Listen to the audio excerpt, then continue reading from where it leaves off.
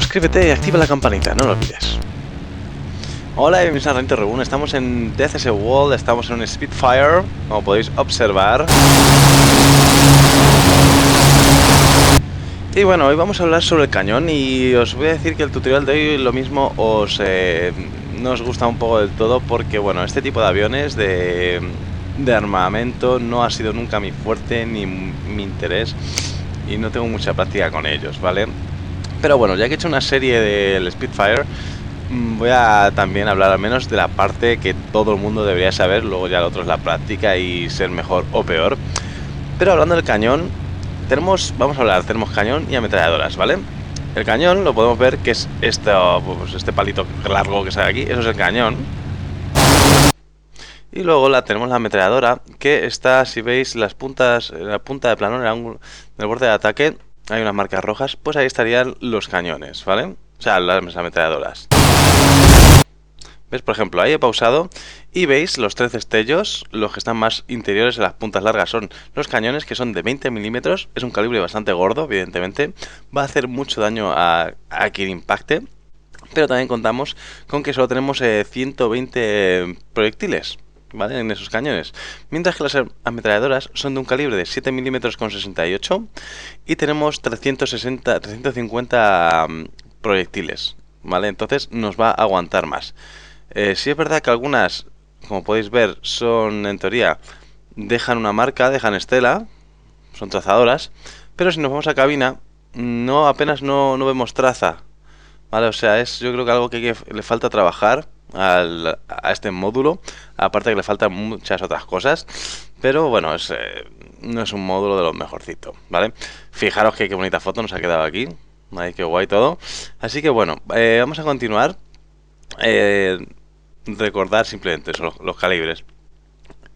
Si nos metemos en el sistemas, ¿vale? Vale, ahí se me había quedado disparando. Si nos metemos en temario, aquí veis en la propia palanca tenemos un botoncito que no podemos pulsar con el ratón, que pone Out, Fire, In, Safe.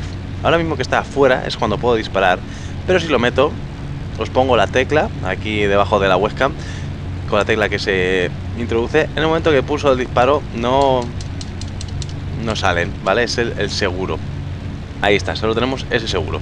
Dentro está el seguro, fuera podremos disparar, ¿vale? Y luego vamos a disparar con este interruptor que tiene dos posiciones, o son dos botones, ¿vale? Yo en mi Jotas lo tengo en el gatillo 1, solo cañón, y cuando hago presión entera disparo tanto ametralladora como cañón. Pero como son dos botones, podríais usarlos si tenéis un Jotas que tenga un pinky, pues uno para el cañón y otro para la ametralladora, y así podríais disparar indistintamente. Ok, vamos a verlo. Veis, ahora pulso 1, veis que se pulsa abajo, que sería el cañón, y si pulso a tope, veis que se va a pulsar arriba también, que sería con las ametralladoras. Luego, ya eso es todo lo que hay que saber del cañón, no hay que saber nada más. La capacidad, no tenemos ningún indicador, ¿vale? En cabina de cuánta munición nos queda. En la vida real solían meterse más trazadoras al final de no sé qué cantidad, pero bueno, imagínate las últimas 20 proyectiles o 50, pues te ponían pues alguna trazadora de color o muchas más trazadoras seguidas, entonces tú decías, hostia, ¿qué pasa? Y te das cuenta de que vale, ya ha llegado la ronda de trazadoras, estoy a punto de gastar el cañón. Luego más cosas, aquí tenemos este visor que nos puede dar un poco más de enfoque no, de contraste, en caso del sol si queremos, está aquí. Y luego el sistema de puntería, que evidentemente es esta cruceta, el punto del medio es volando recto nivelado a un contacto que esté a X distancia a nuestra misma velocidad. Si lo pongo ahí, le daría, ¿vale? A X distancia porque las balas tienden a caer, mucha distancia no nos vamos a poner. Aquí vemos que lo podemos poner en yardas, que esto nos va a regular la distancia, ¿vale?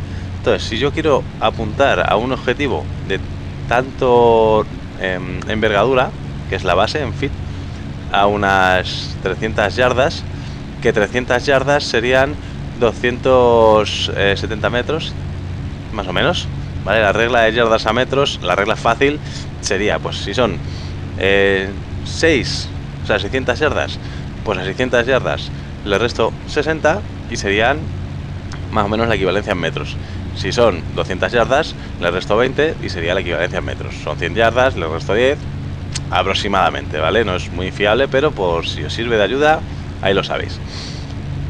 Y luego tenemos los pies, ¿vale? Todos sabemos que 3 pies es 1 metro, así que 30 pies, 10 metros, 60 pies, pues el doble. Y aquí, pues bueno, la envergadura del avión. Recordad que envergadura es de punta de plano hasta punta de plano. Y siempre se nos va a simplemente abrir el episor, ¿vale? Y vemos que siempre va a estar en ese rango. Ahora lo que os digo, el tema de apuntar. Yo no soy, pues se puede decir que soy de los peores con este tipo de miras, porque he volado poquísimo estos cacharros.